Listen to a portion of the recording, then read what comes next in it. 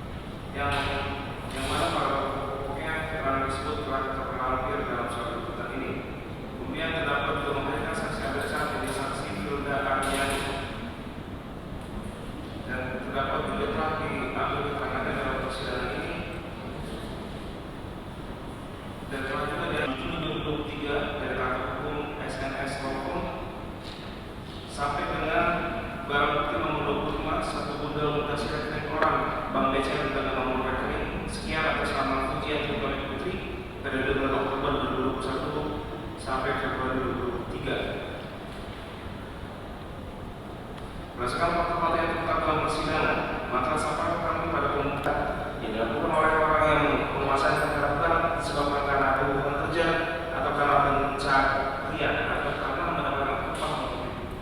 Berdasarkan fakta-fakta yang terungkap di persidangan, seluruhnya kami telah jabatan dalam surat tuntutan ini 3 unsur perbuatan secara berlanjut.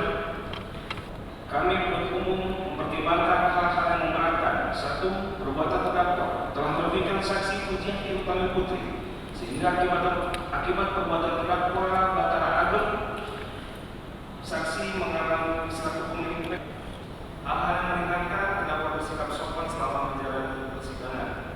Maka dari itu kami bertemu pada Kejaksaan Negeri Jakarta Barat dengan memperhatikan ketentuan undang-undang yang bersangkutan menuntut dan bisa mengajukan perkara terdakwa Batara Ageng memutuskan 1. Menyatakan terdakwa Batara Ageng bin Haris Fadilah terbukti bersalah melakukan perbuatan pidana penggelapan dalam jabatan secara berlanjut yang diatur dari ancaman melanggar pasal 374 KUHP junto pasal 64 ayat 1 KUHP seperti tersebut dalam dakwaan ke-1 penuntut umum. 2. Menjatuhkan pidana penjara terhadap terdakwa Batara Ageng bin Haris Fadilah dengan pidana penjara 3 sampai dengan nomor 24. 1. Bundel mutasi rekening koran Bank BCA nomor sekian atas nama Pujian ini tepat terlambat dalam berkas perkara. Barang bukti 1 unit handphone warna hitam dirampas untuk dimusnahkan. 4. Membebankan biaya perkara kepada terdakwa sebesar Rp5.000. Paman kami menuntut umum.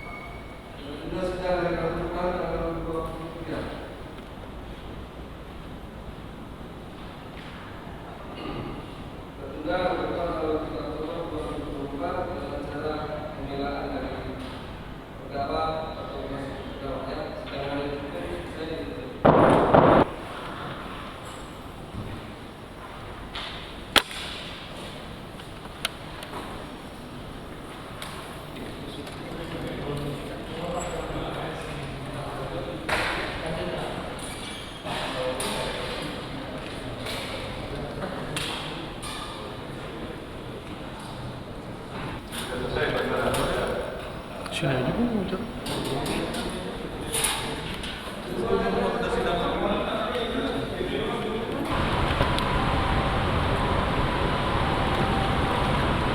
Bilang bentar ya.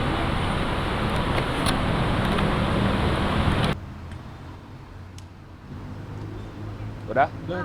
Jen, untuk hari ini Oke. agendanya kan tuntutan dari JKU. Iya. Tuntutannya seperti apa sih Bang? Ya, tuntutannya kita tuntut penjara selama 3 tahun dengan pertimbangan dakwaan yang kita buktikan adalah pasal 374 junto pasal 64, yang mana sesuai fakta persidangan Batara telah menggelapkan uang dari saksi korban, yakni Fujianti.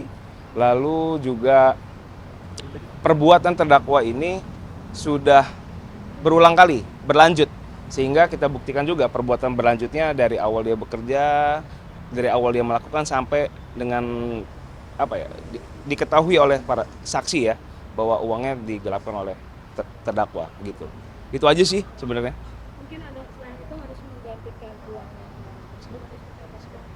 Kalau dalam ranah hukum pidana nggak sampai untuk mengganti kerugian kepada korban ya, karena kalau hal itu bisa dilakukan secara keperdataan, apakah dia mau menggugat perbuatan melawan hukum secara perdata saksi Fuji kepada terdakwa. Namun ini kan ranahnya pidana.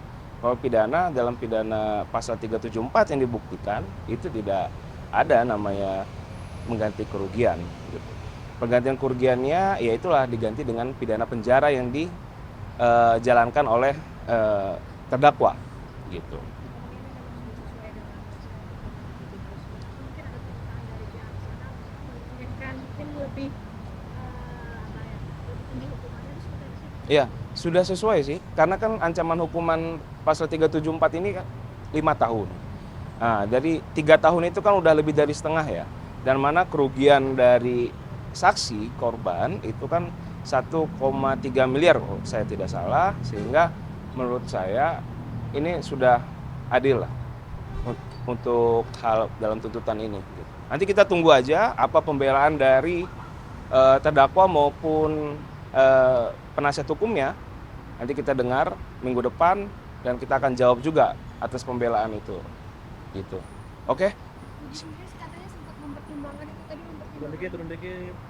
Gimana? mempertimbangkan Fuji sendiri dari surat tuntutan tadi ada pertimbangan dari pihak si Fuji mungkin seperti apa? Oh iya, maksudnya itu adalah hal yang memberatkan. Hal yang memberatkan adalah perbuatan terdakwa membuat saksi Fuji mengalami kerugian 1,3 M. Sebenarnya itu aja. Gitu ya. Oke? Ya, gue lanjut sidang ya. Oke? Makasih ya. Oke, Bang. Kamera ya Bang.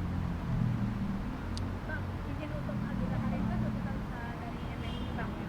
Lalu menurut Abang sendiri tuntutan yang dilakukan oleh JKU sesuai apa sih? Sebenarnya kalau kita lihat secara hukum itu tidak sesuai ya, karena kasus ini tuh sebenarnya kasus perdata, karena diawali dengan kontrak kerjasama.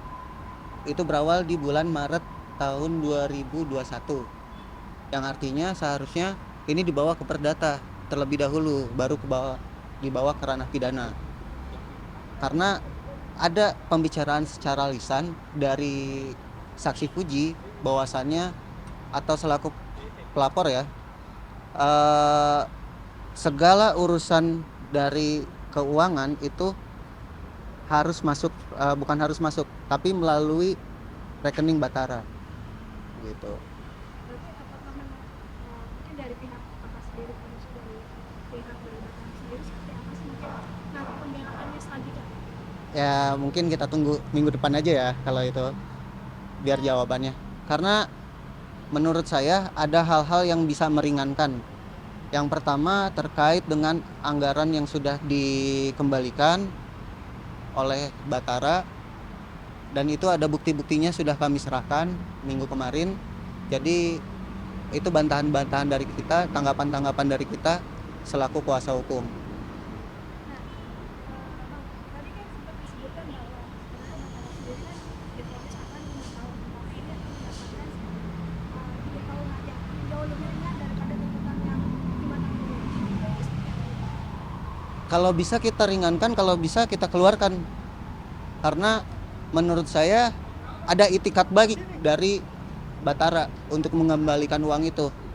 Tapi tiba-tiba dilaporkan pada bulan Desember 2022 itu ada perjanjian hutang piutang dari Puji. Jadi menurut saya ini bisa menjadi landasan kita sebagai kuasa hukum untuk memberikan tanggapan ke depannya.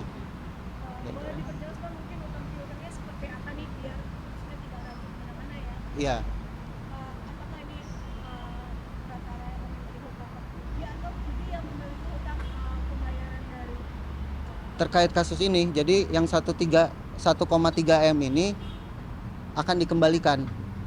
Gitu. sepenuhnya sudah dikembalikan atau baru setengah atau seperti apa, Pak? Separuhnya Audio Jungle.